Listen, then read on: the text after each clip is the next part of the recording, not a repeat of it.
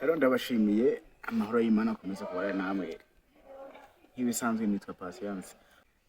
Okay, wadukurikira ku mbuga zigiye zitandukanye harimo YouTube ku mpera 320 yaba kuri TikTok, kuri Instagram ndetse kuri Facebook.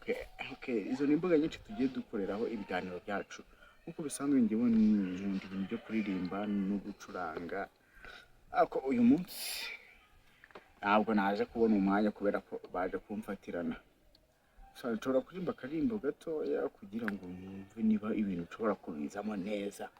Gusa tugiye kugaruka ku nkuru zigiye zitandukanye harimo inkuru ya mbere ku mahirwe umuntu ashobora kugira mu buzima cyangwa se uburyo umuntu ashobora kubaka icyizere mu buryo busanzwe.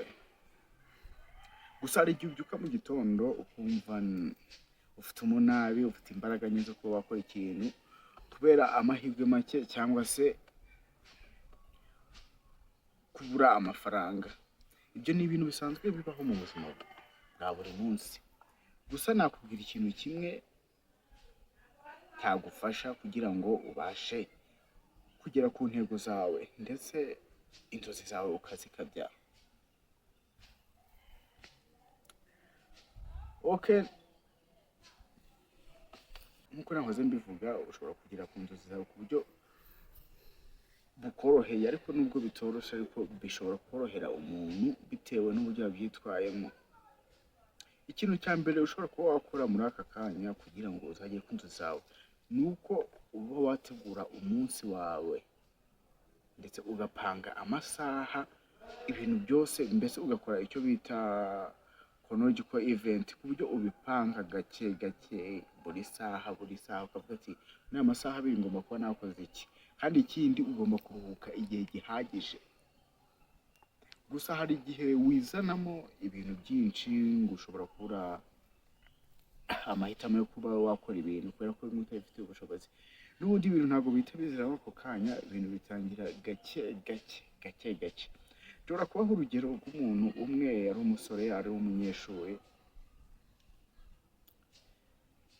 yari afite umuryango usa nkaho udafite amafaranga menshi cyane. Gusa yagiye kwiga biza kumugora, rimwe na rimwe akabura ubushobozi, yahamagara iwabo ntibize kugenda neza kubera ko bari yarakeneye amafaranga menshi.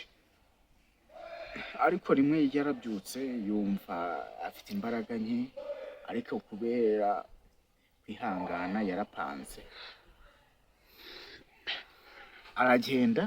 Yaje guhura n'umugabo wari kwigendera nawe usa nkaho ufite utubazo dusanzwe tw'ibintu bijyanye muri business. Niyo mpamvu ubu ngubu ushobora kugira inama avuga ngo buri kintu cyose ugikora ugishyizeho umwete.